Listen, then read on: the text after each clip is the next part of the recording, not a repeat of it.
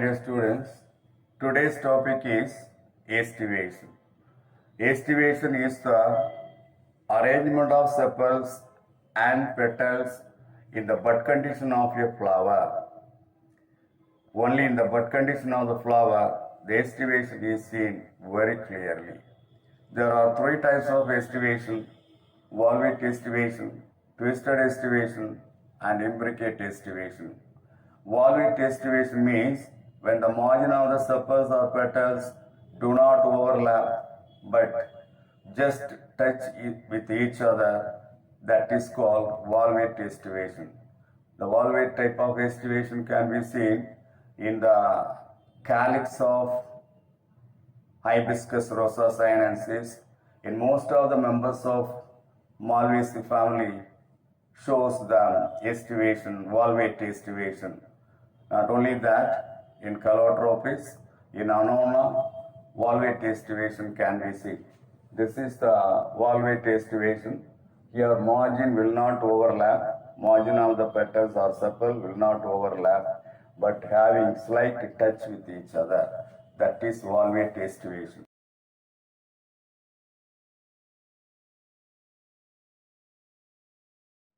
The second type is twisted estivation or convolute estivation or contorted estivation. Here, one margin of each petal or sepal overlapping on the other petals or sepals. For example, the petals of China rose shows the twisted estivation. Here, overlapping is seen in the regular manner, either in the clockwise direction or in the anti-clockwise direction. This petal overlap this petal overlap this petal overlap this petal, this will overlap this. So, in the regular overlapping can be seen in the twisted type of estivation.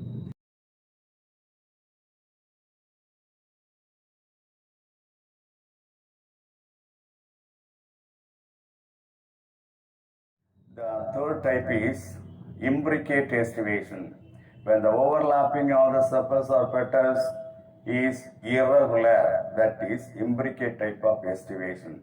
Sepals and petals irregularly overlap on each other. One member of the whorl is exterior, one interior, and the rest of the three having one margin exterior and other margin interior. For example, in the case of cassia, Delonix, etc.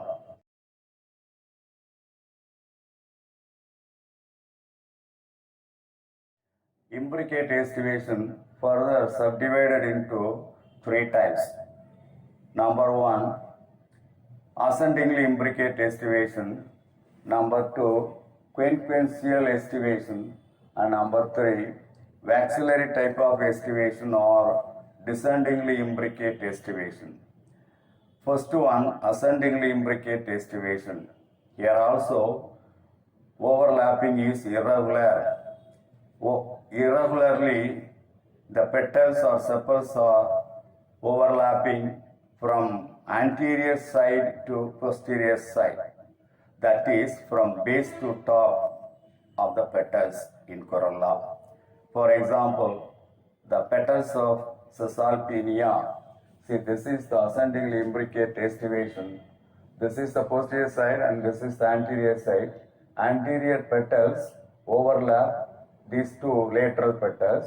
These two lateral petals in turn overlapping the posterior petal in the ascending order. That's why it is called ascendingly imbricate estivation. And the second type is quinquensial estivation. In this type, two petals are external and two petals are internal completely, and one petal with one margin internal and other margin external. This type of estivation can be seen in Goa, calyx of Epomia and Catharanthus. This is quinquensial type of estivation.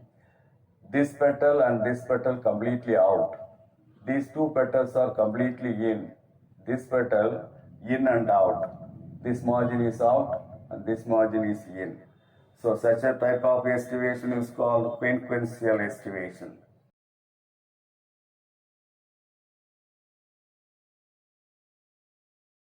The third type is waxillary type or descendingly imbricate estivation.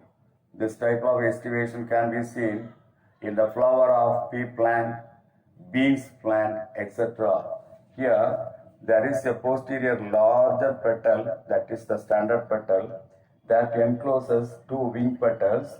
The two wing petals encloses two keel petals, anterior keel petals in the descending order. That's why it is called descendingly imbricate estivation.